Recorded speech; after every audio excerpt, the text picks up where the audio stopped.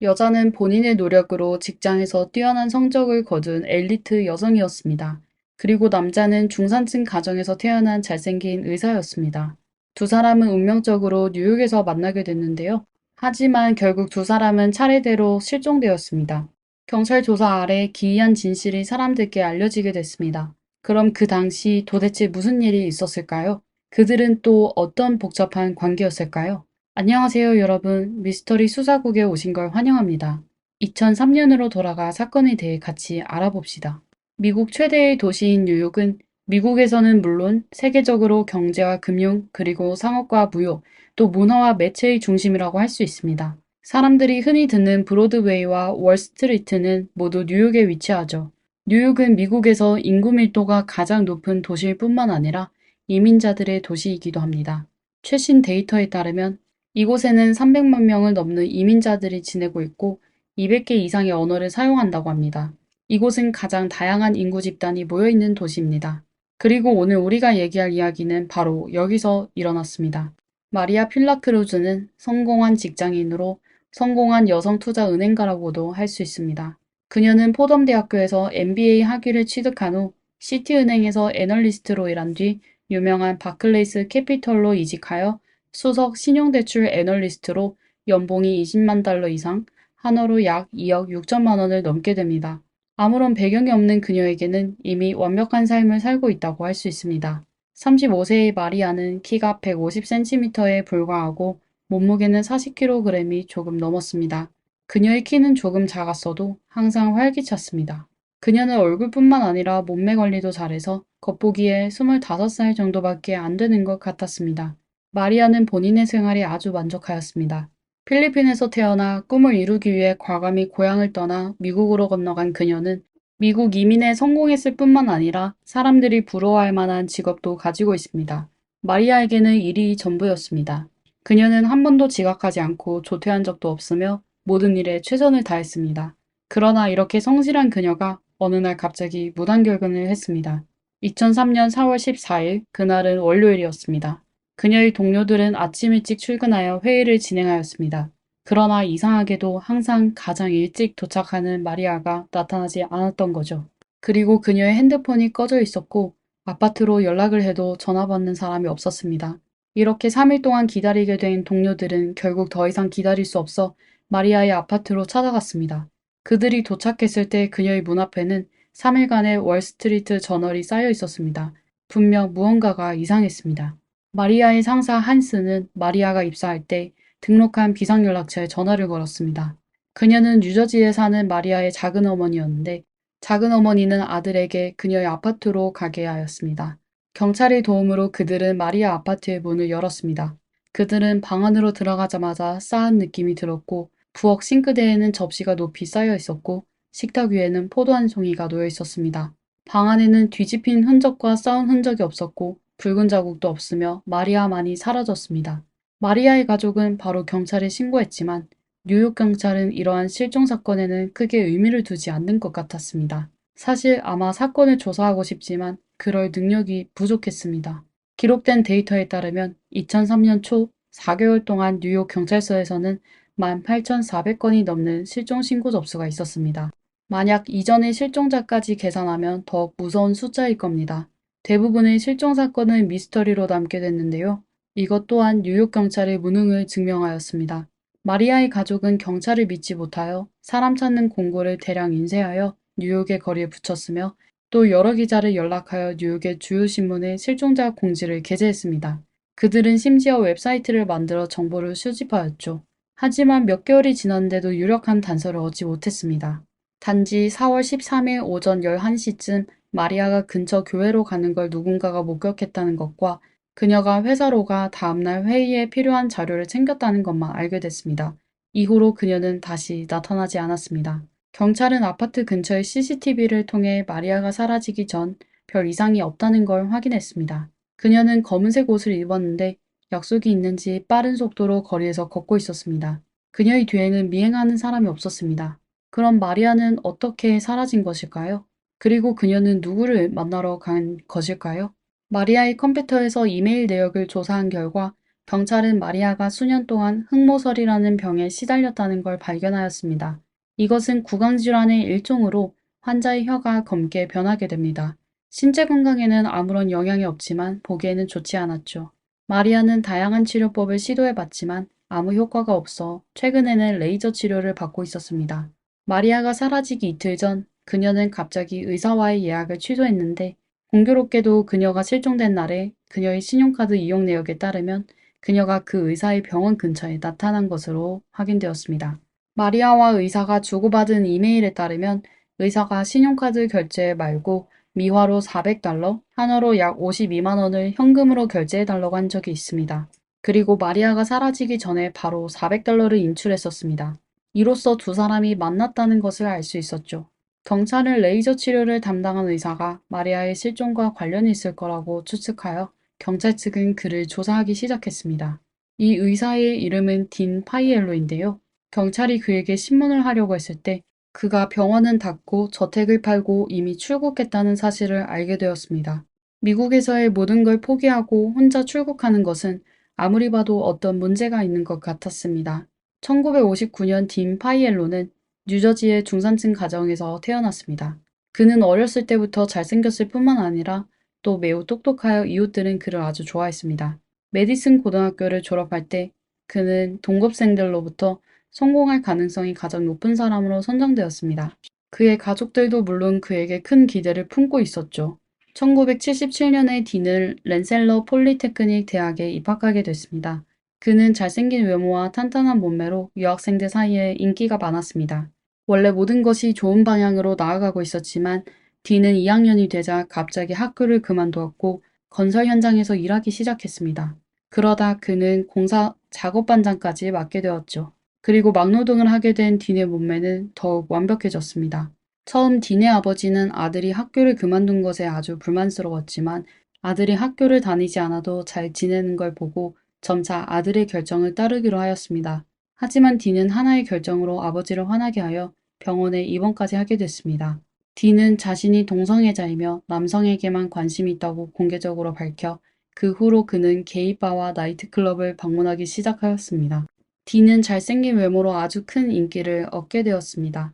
1980년대 내내 딘은 다양한 나이트클럽을 다니며 인생을 즐기기 시작했습니다. 그의 남자친구들도 계속 바뀌게 됐습니다. 딘은 놀기 좋아했지만 그의 사업은 아주 성공적이었습니다.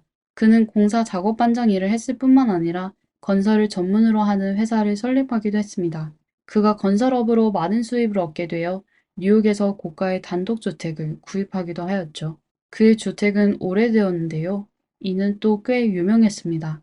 그곳은 바로 한때 국제에서 유명한 오페라 가수인 마리아 예리차의 집이었습니다. 집을 구입한 딘은 방탕한 삶을 살기 시작했습니다. 딘은 더 이상 발전을 추구하지 않고 술에 중독됐을 뿐만 아니라 불법 약물을 사용하는 나쁜 습관까지 생겼었죠. 그리고 아침부터 밤까지 집에서 술을 마시고 파티를 여는 경우가 많아 그가 모아둔 돈은 얼마 지나지 않아 전부 다 써버렸습니다. 비록 그가 건설 현장으로 돌아가기만 하면 그는 여전히 돈을 벌 수 있지만 게으른 생활에 익숙해진 그의 사고방식은 이미 너무나도 달라져 있었습니다. 그는 건설업을 하면 수익이 높았지만 너무 힘들다고 생각했습니다. 이에 그는 쉽게 돈 벌 수 있는 직업이 없을까 생각하기 시작하였습니다. 1990년이 되어 미국 사람들은 패션과 뷰티에 점점 더 열광하게 되었는데요. 부자들은 멋져 보이기 위해 돈 쓰는 것을 서슴지 않아 했습니다. 그 결과 일부 헬스 스파 센터도 이로 인해 급속히 성장을 이루었습니다. 딘은 스파에서 일하다 가게 주인 마이클 하트를 알게 됐습니다. 마이클은 딘이 재능 있는 사람이고 그가 타락하는 게 안타깝다고 생각하여 딘에게 나쁜 버릇을 전부 버리라고 하며 그와 같이 일하면 건설 현장에서 일하는 것보다 더 많은 돈을 벌 것이라고 딘을 설득하였습니다. 어쩌면 새로운 직업이 신기해서 또 돈을 벌 수 있는 기회로 생각해서인지 딘은 마이클을 믿고 나쁜 습관을 버리고 스파에 출근하게 됐습니다. 처음 그는 아무것도 몰라 간단한 제모 작업만 했습니다. 그러다 얼마 안 돼 딘은 열심히 노력하여 레이저 제모 전문 작업가가 되었죠. 1995년 스파 주인 마이클이 세상을 떠나게 되어 딘은 뉴욕 맨해튼으로 가 일자리를 찾기 시작했습니다. 그는 피부과 전문의인 로리 폴리스가 운영하는 스파에서 일하게 됐습니다. 그 매장은 마이클의 매장보다 훨씬 더 컸으며 더욱 중요한 건 그곳의 고객은 전부 돈이 많은 사람들이었죠. 대부분 손님은 브로드웨이 배우와 할리우드의 스타였습니다. 듣기로는 마돈나도 그곳을 자주 방문했다고 합니다. 디는 새로운 직장이 아주 마음에 들었고 기회가 가득한 뉴욕도 매우 좋아했습니다.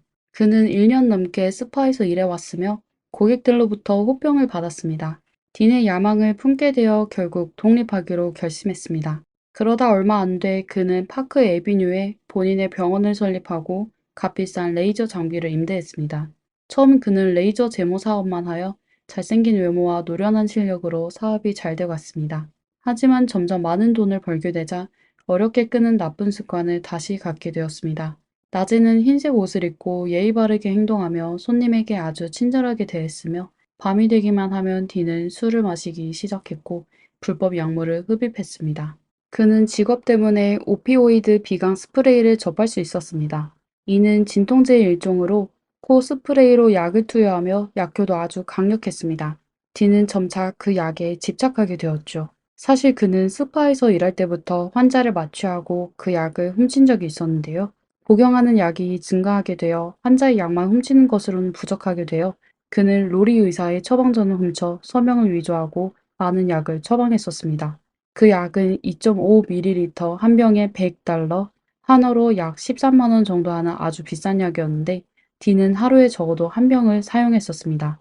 1998년 10월 로리 의사는 누군가 자신의 서명을 위조하여 수많은 처방전을 사용한 사실을 발견하게 되었고 바로 경찰에 신고하였습니다. 경찰은 바로 딘을 찾게 됐는데요. 그가 불법 약물을 소지하고 있는 것도 발견하게 됐습니다. 하지만 딘은 전과가 없었기에 법원은 그에게 집행유예 3년과 해독 의무형만 선고했습니다. 딘은 돈을 많이 벌기는 하지만 지출도 많아 저축이 없었습니다. 그리고 본인의 범행이 들키게 되어 그의 생활은 더욱 어려워졌습니다. 할 수 없이 그는 임대료가 보다 저렴한 곳으로 병원을 옮겼습니다. 그는 보다 많은 돈을 벌기 위해서 주말에도 쉬지 않고 일하였습니다. 그리고 병원의 경영 범위도 급하게 확장시켰죠.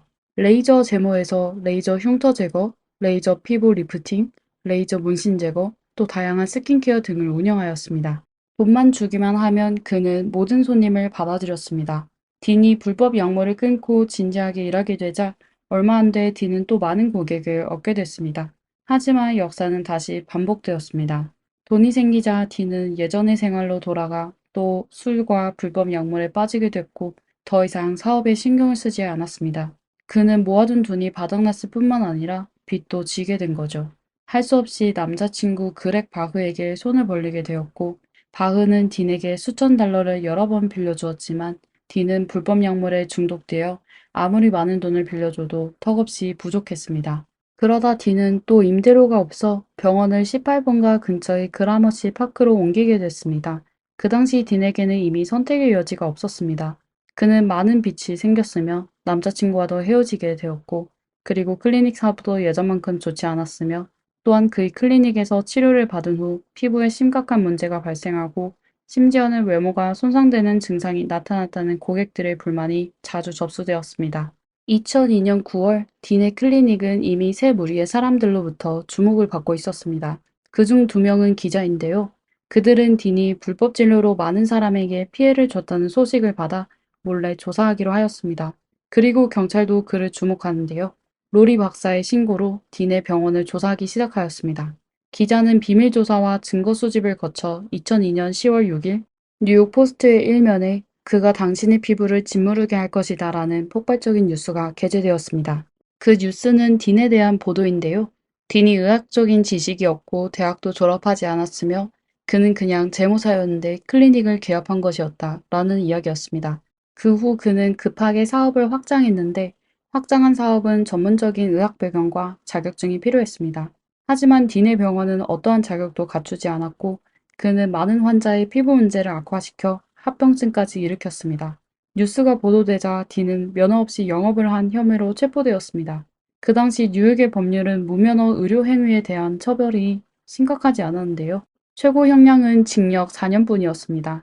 딘은 5,000달러, 한화로 약 660만 원의 보석금을 지불하고 체포 당일에 석방됐습니다.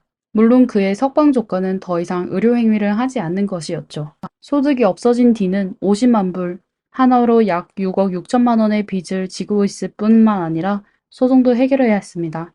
고민 끝에 저택을 팔아야만 현재의 공경에서 살아남을 수 있을 것 같았습니다. 하지만 그 집은 이미 너무 낡은 상태였습니다. 집이 잘 팔리도록 하기 위해서는 집에 대한 약간의 수리가 필요했죠. 수리 비용을 모두 전 남자친구 바흐로부터 빌린 것이었습니다. 그 후 그는 변호사를 통하여 검찰과 유죄 인정 합의를 보았습니다. D는 반년 동안만 교도소에서 지내면 됐죠. 합의 조건 중 하나는 그가 경찰에 협조하여 보험 사기를 한 의사 2명을 체포하는 거였습니다. 이게 아마 딘이 모든 걸 해결하는 가장 좋은 방법이었을 겁니다. 그는 그냥 집을 팔아 빚을 갚고 불법 약물을 끊고 6개월간 감옥에 있으면 되고 감옥에서 석방된 후 합법 사업을 하면 그는 곧 다시 좋은 삶을 살 수 있게 될 것입니다. 하지만 딘은 무모한 선택을 하였습니다. 그는 법원 재판이 끝나기 전에 몰래 맨해튼의 한 아파트에서 병원을 개업하여 온라인으로 고객을 모집했습니다. 불행하게도 35살의 마리아가 딘을 찾게 됐습니다. 딘은 그녀에게 자신의 성공 사례와 의료 자격증을 보여주며 본인이 마리아의 병을 완치해주겠다고 약속했습니다.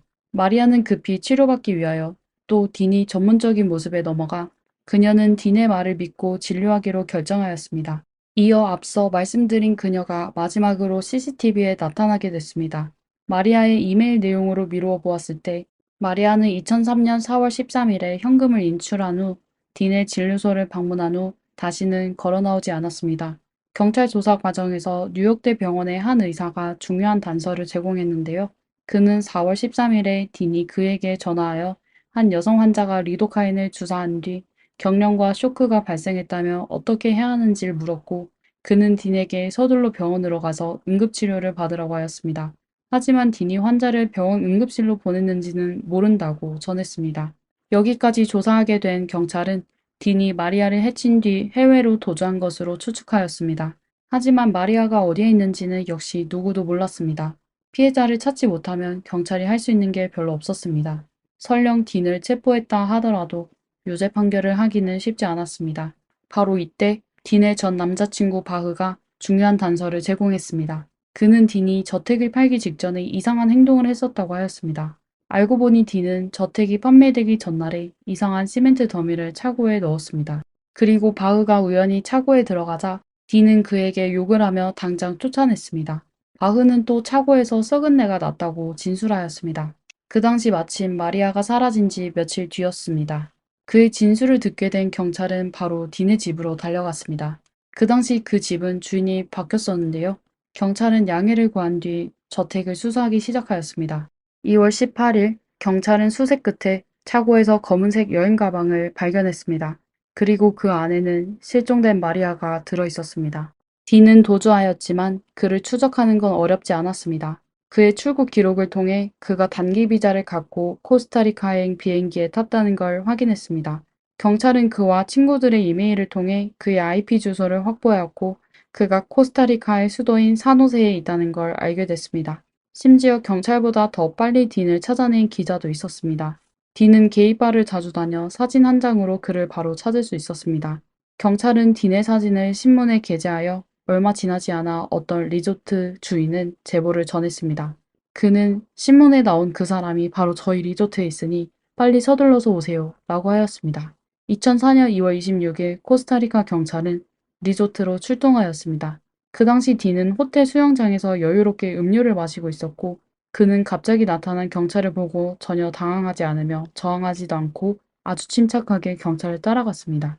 딘은 자신이 저지른 범죄가 미국으로 돌아가면 특급 상해죄 혐의로 유죄 판결을 받아 종신형을 선고받게 되거나 일반 상해죄로 유죄 판결을 받아 25년 동안 감옥에서 지내야 된다는 걸 잘 알고 있었습니다.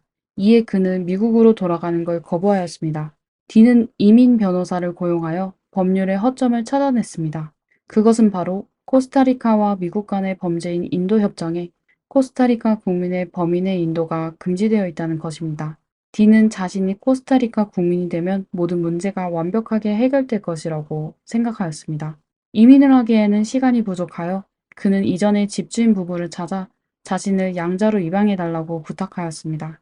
이에 그의 국적 문제도 해결할 수 있을 거라고 생각했습니다. 그의 방법은 법에 합당하였지만 판사는 딘이 찾은 집주인 부부가 그보다 어려 그의 입양 합의를 거부했습니다. 아들이 부모보다 나이가 많다는 건 터무니없는 말이죠. 이후 딘은 송환을 막기 위해 여러 가지 방법을 시도했지만 결국 전부 실패하였습니다. 2005년 5월, 딘은 결국 미국으로 인도되었습니다. 사건의 직접적인 증인이나 증거는 없었지만 간접적인 증거가 충분하여 딘은 자신이 처벌을 면할 수 없음을 알고 유죄를 인정하기로 결정하였습니다. 그는 검찰과의 자백 협상을 통해 1급 폭행죄와 무면허 의료행위 죄를 인정하고 20년의 유기징역형을 선택했습니다. 물론 딘은 자신의 범행 과정을 진술해야 했습니다. 딘은 자신이 의사라고 마리아를 속여 그녀의 병을 완치해줄 수 있다고 하였습니다. 2003년 4월 13일, 그는 마리아를 자신이 몰래 운영하고 있는 병원으로 불러 치료를 시작했습니다. 마리아가 수술대에 누운 후 딘은 마취제 리도카인을 그녀의 혀에 주사하기 시작했습니다. 첫 번째 주사에 효과가 없어 딘이 연속하여 여러 번의 주사를 했는데 마리아가 갑자기 경련을 일으켰죠. 만약 전문의였다면 환자가 그 약에 알레르기 반응이 있다는 걸 파악하였을 것이고 알레르기 약을 주사하고 또 제때 응급실로 보내 구조하기만 하면 큰 문제가 없을 것입니다만 딘은 전문의가 아니었기 때문에 마리아가 경련을 일으켜 쇼크에 빠진 것을 보고 매우 당황하였고 긴장했습니다. 그는 무엇을 해야 할지 몰라 의사 친구 데이비드에게 전화를 걸어 해결책을 요청할 수밖에 없었습니다. 데이비드는 그에게 서둘러 구급차를 불러 병원에 구조 요청을 해야 한다고 말했습니다. 하지만 딘은 몰래 병원을 운영하는 것이 경찰에 발각될까봐 결국 마리아를 구조하지 않았습니다. 그는 마리아의 경련이 끝날 때까지 기다렸다가 마리아의 심박이 멈추었을 때 그는 검은색 여행 가방을 찾았습니다. 마리아는 몸집이 작았기 때문에 그녀를 여행 가방에 넣을 수 있었습니다. 그 후 딘은 아무 일도 없다는 듯이 여행 가방을 승용차의 트렁크에 싣고 집으로 돌아갔습니다. 이틀 후 그는 마리아를 저택의 차고에 묻어버렸습니다. 여기서 언급해야 할 것은 마리아가 알레르기 반응을 겪은 후 여행 가방에 넣어졌을 때 그녀는 살아 있었을 가능성이 높았습니다. 2003년 9월 딘은 집을 팔고 미국을 떠났습니다. 그는 45만 달러, 한화로 약 6억 원의 집을 팔았습니다. 딘이 바흐에게 9만 5천 달러, 한화로 약 1억 2천만 원의 돈을 빌렸지만 한화로 약 1318만 원만 갚았습니다. 그 외의 빚도 딘은 일부만 갚았습니다. 그는 코스타리카에 도착한 후에도 숨어서 살지 않았으며 집을 판 돈으로 고급 리조트에서 호화로운 생활을 이어갔고 체포되기 전까지도 술집과 유흥주점을 자주 드나들었었죠. 딘은 징역 20년을 선고받았지만 사실 아티카 교도소에서 17년만을 복역하였습니다. 그는 행상이 양호하여 조기 석방되었습니다. 그는 교도소에 있을 때 대부분의 시간을 글을 쓰는데 보냈고 출소 후 그는 식료품점에서 수리공으로 일을 했습니다. 2022년 딘은 ABC 프로그램의 인터뷰에 응했는데요. 그는 자신이 의사가 아니며 면허 없이 의료 행위를 했었다고 인정했습니다. 그리고 마리아에게 치료하기 전날 밤 그는 술을 많이 마시고 불법 약물을 다량 투여하여 그 다음날 컨디션이 안 좋았었다고 말했습니다. 알고 있어요. 마지막 진료 때 제가 술에 취한 상태였던 거요. 그녀는 매우 불편해했어요. 치료 과정은 길었어요. 저는 너무 많은 마취제를 사용했어요. 인터뷰 도중 딘은 처음으로 마리아의 가족에게도 공개적으로 용서를 구하였습니다. 저는 매일 마리아와 그녀의 가족이 생각나요. 그리고 제가 왜 겁쟁이처럼 행동했었는지요. 그녀는 정말 관대했어요. 저는 그녀로부터 많은 것을 배웠어요. 저는 그녀가 저를 탈바꿈하도록 하고 있고 제가 좋은 사람이 되도록 돕고 있다고 생각해요. 제가 저지른 악행을 영원히 되돌릴 수 없다는 걸 알고 있어요. 지금 제가 할 수 있는 건 다른 사람들이 저와 같은 실수를 하지 않도록 돕는 것 뿐입니다.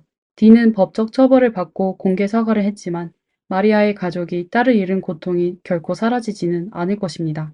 한 가지 언급해야 할 점은 딘이 마리아가 사고를 당하기 전 7년 전부터 병원을 운영해 왔습니다. 그리고 그 7년 동안 많은 사람들이 불만사항을 호소했지만 그는 처벌을 받지는 않았습니다. 기껏 해봤자 위치를 바꾸는 것이었고 계속해서 병원을 운영했었죠.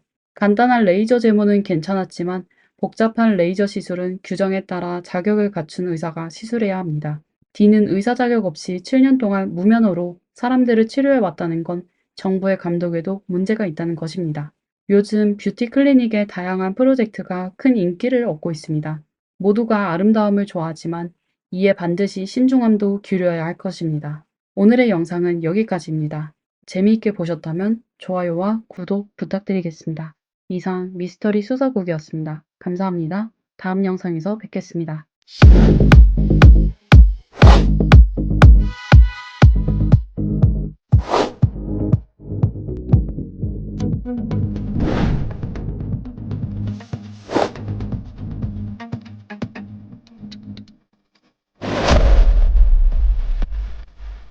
안녕하세요. 미스터리 수사국입니다.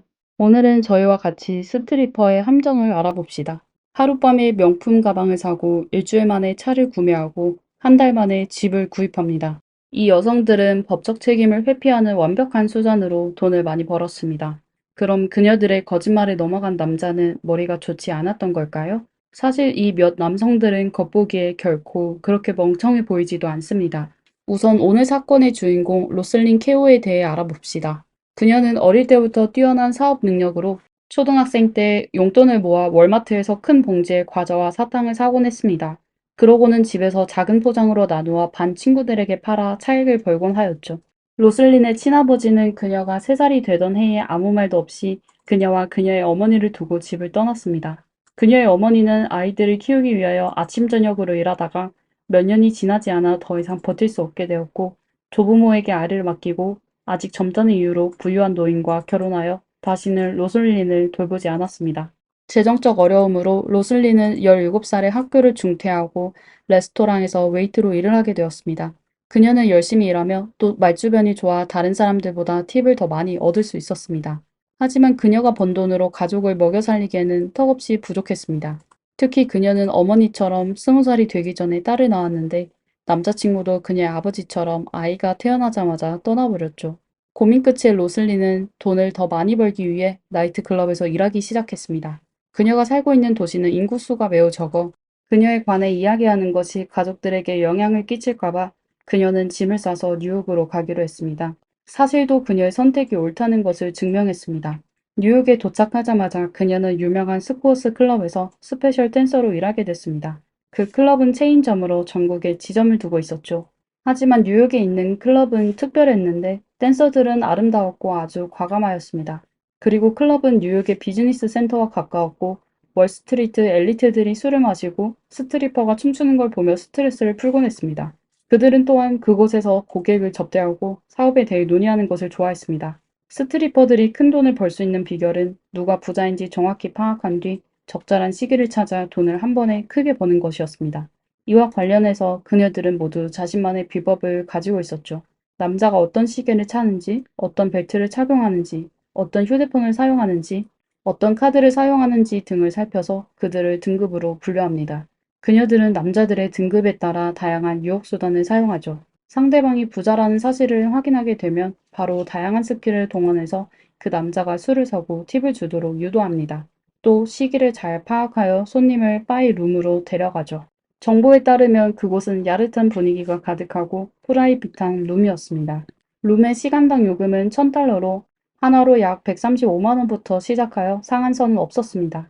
가장 저렴한 술은 한 병에 $500, 하나로 약 67만 원이 되는 샴페인이었고 소비도 무제한이었습니다.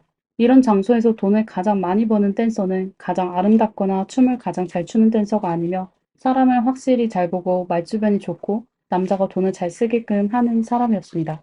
그리고 로슬리는 그곳에서 아주 뛰어난 존재라고 할 수 있었습니다. 그녀는 웨이트로 일할 때부터 부자를 알아보는 방법을 배웠습니다.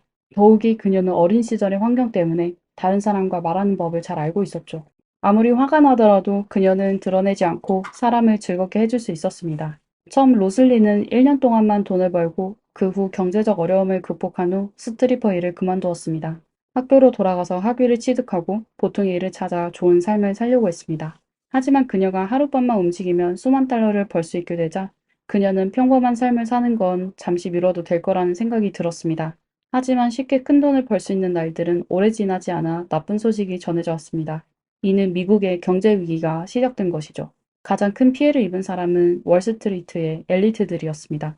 그리고 로슬린을 비롯한 스트리퍼의 수입도 점점 줄어들었습니다. 사실 그녀들은 평범한 사람들보다 더 상황이 안 좋아졌습니다. 그녀들은 기본급이 없을 뿐만 아니라 오히려 클럽의 무대비를 지불해야 했습니다. 곧 로슬리는 자신이 밤새 춤을 추는데 오히려 클럽에 바쳐야 할 돈도 벌 수 없다는 걸 알게 됐습니다. 그녀는 이미 빠르게 돈 버는 맛을 알게 되어 서빙 일을 하는 것은 불가능한 일이었습니다.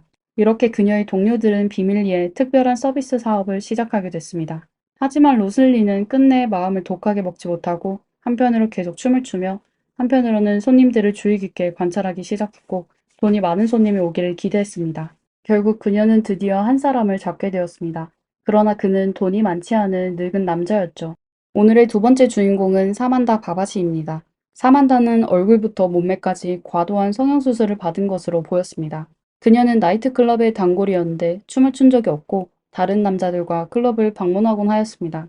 그녀가 무엇을 하는 사람인지는 아무도 모르지만 그녀는 사치품으로 둘러싸인 부자인 것만 확실하였습니다. 미국 전체가 경제위기인데도 불구하고 그녀는 예전처럼 잘 살고 있었습니다. 로슬린도 이 여성의 실태를 파악할 수 없었죠.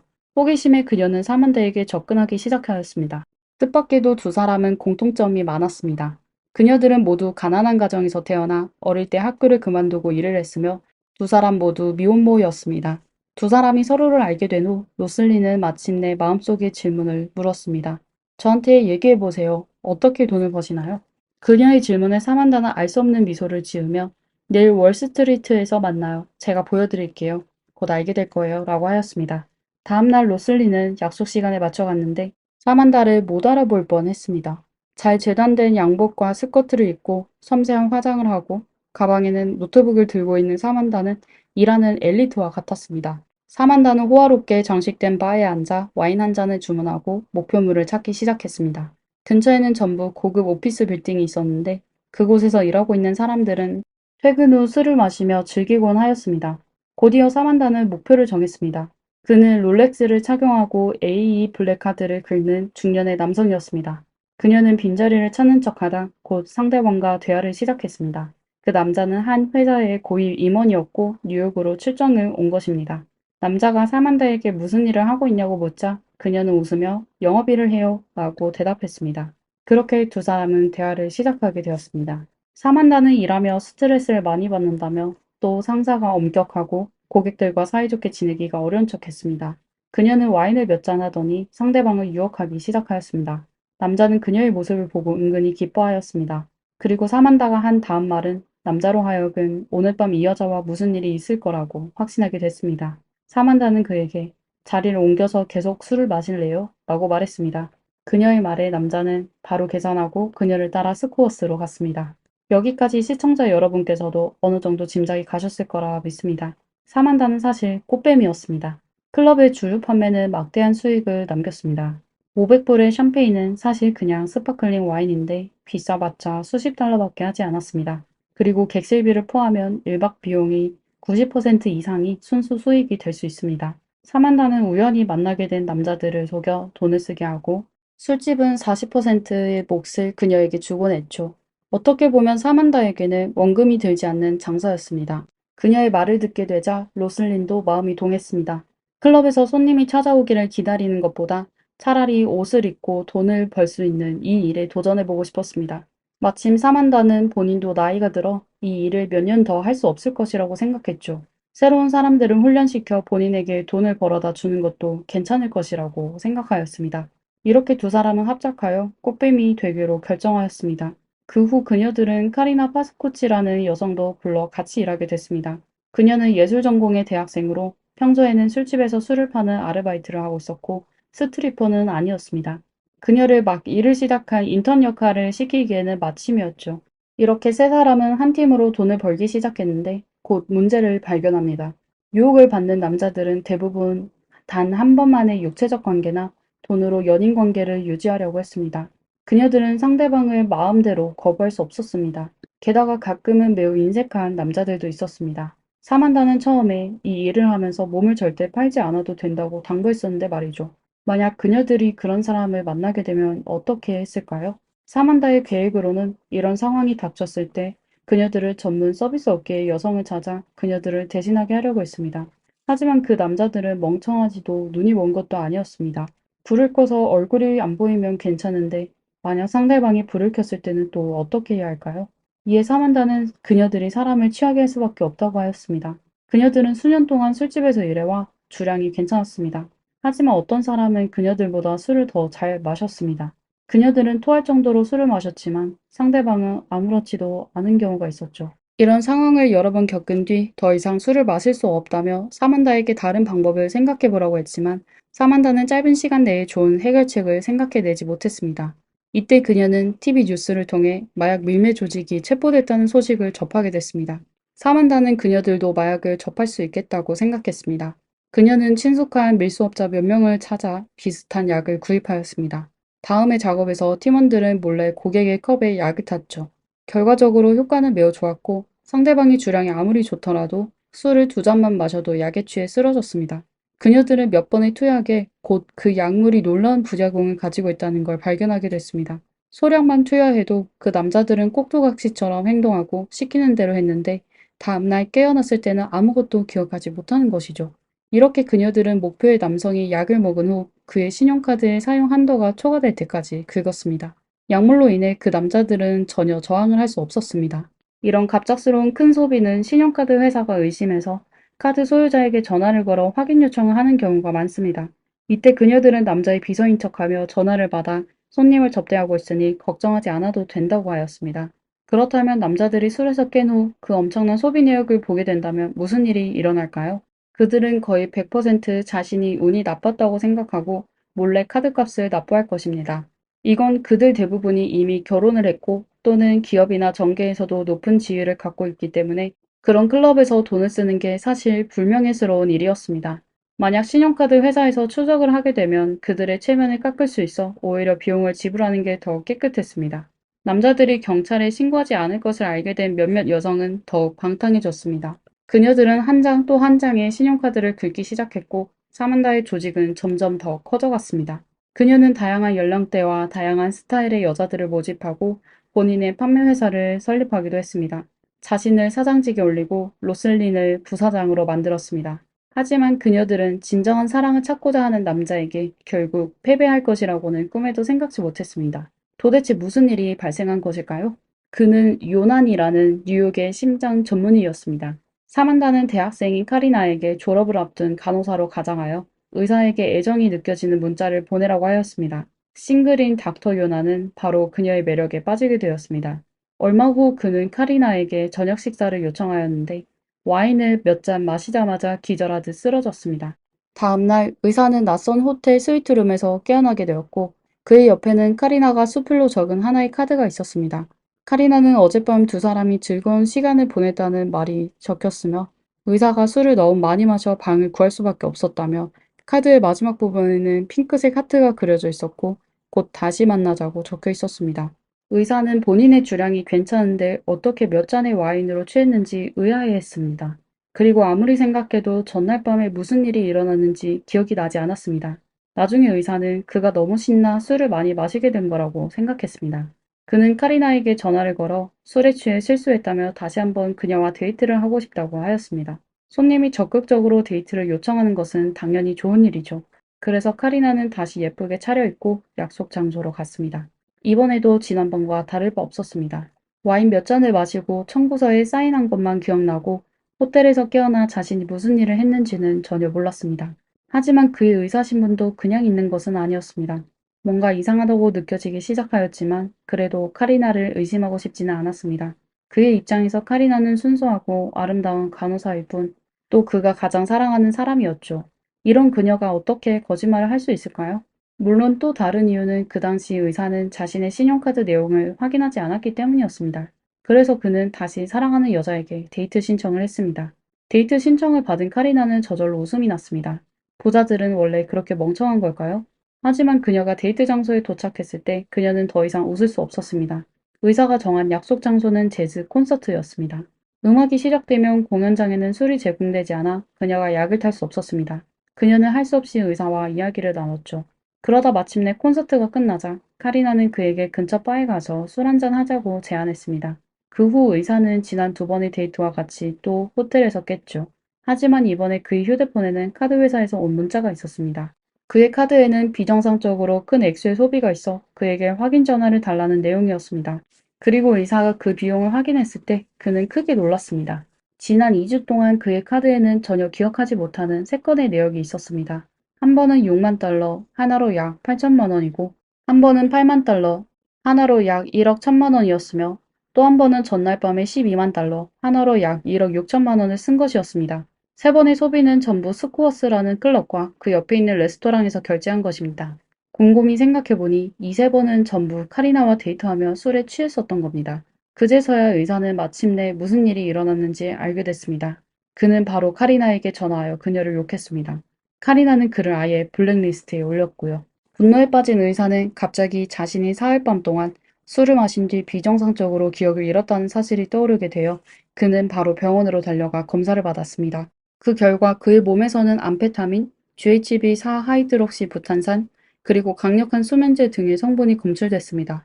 그는 검사 결과를 경찰서로 가져가 다른 사람이 본인에게 마약을 투약하여 본인의 신용카드를 도용했다고 하였습니다. 하지만 경찰이 클럽의 CCTV 영상을 그에게 보여주자 의사는 말문이 막혔습니다.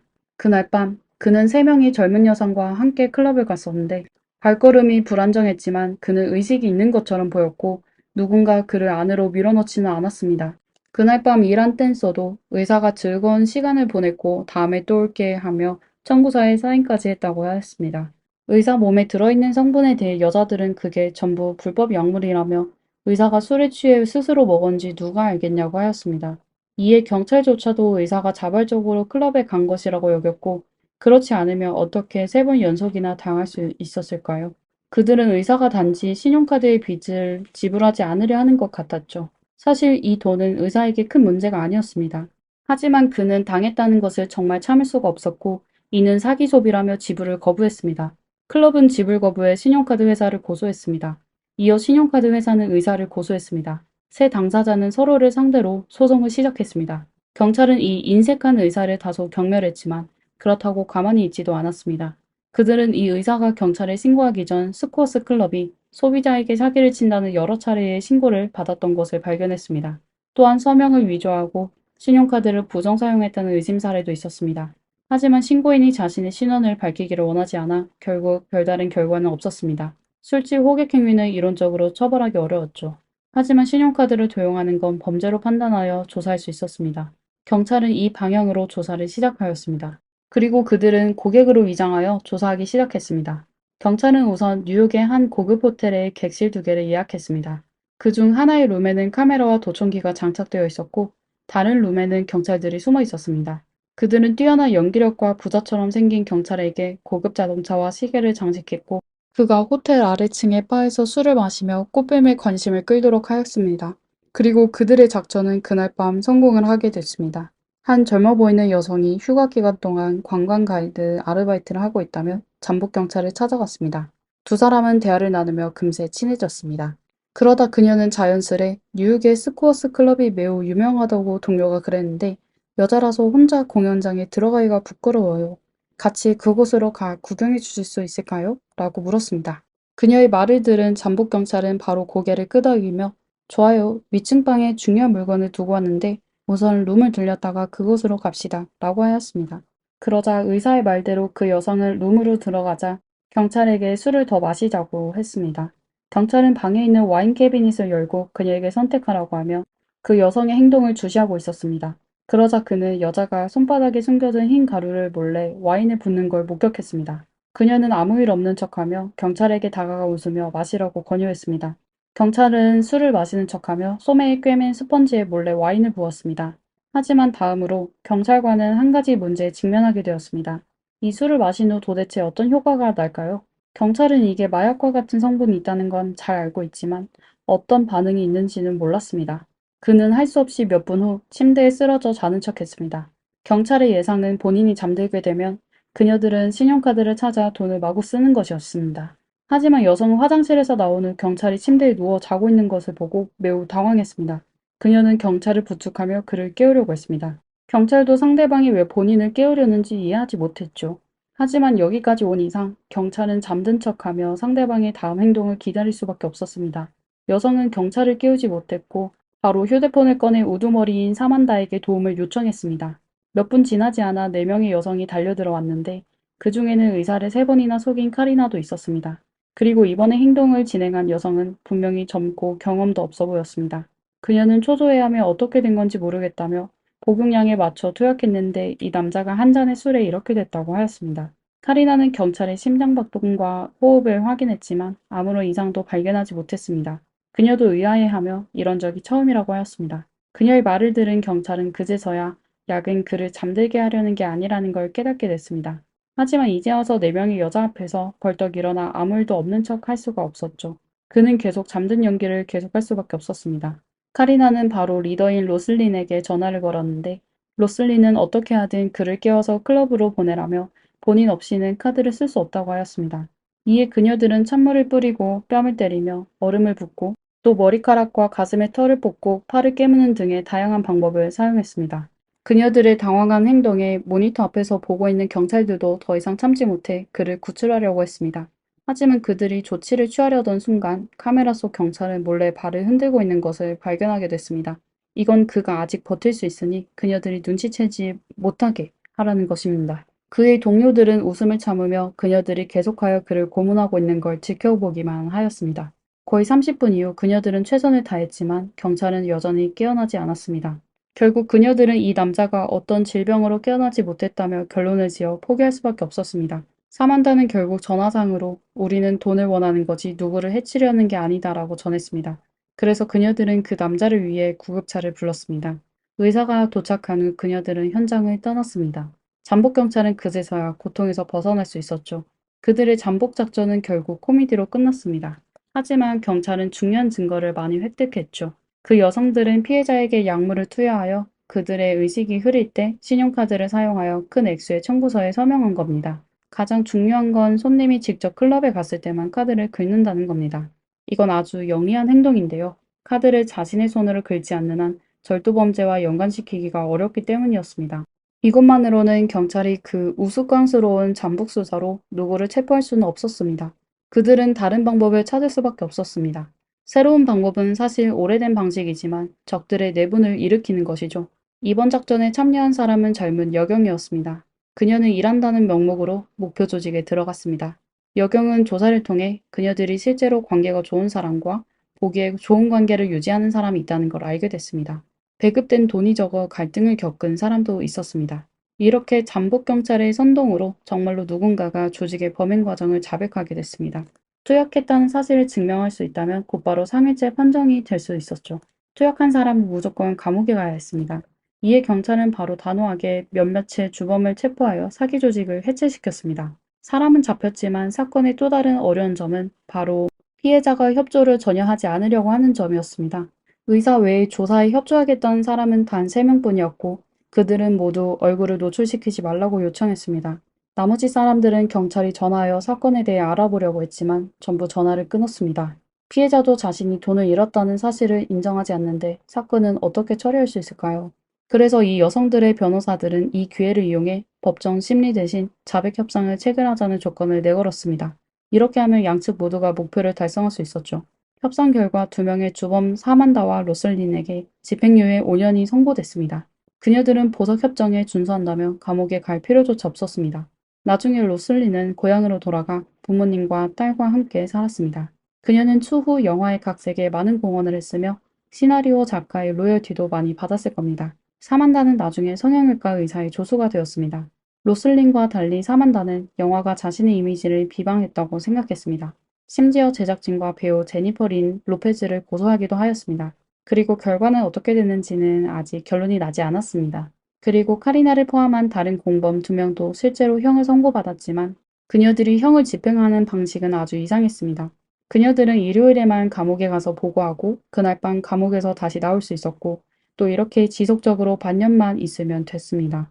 그리고 이번 사건의 또 다른 주인공인 자신이 좋아하는 사람에게 3번이나 속게된 의사는 여성들이 죄를 자백한 뒤 신용카드사와 스코어즈 클럽과 합의에 도달했습니다. 그는 청구서를 지불할 필요가 없었고 클럽은 더 이상 돈을 요구하지 않았으며 신용카드 회사는 의사의 신용 한도를 복원했습니다. 세 당사자는 전부 소송을 기각했습니다. 신기한 건 스코어즈 클럽은 이번 사건에 대해 어떠한 법적 처벌도 받지 않았으며 심지어 휴업 정리 필요도 없이 지금까지 꾸준히 운영해 오고 있습니다.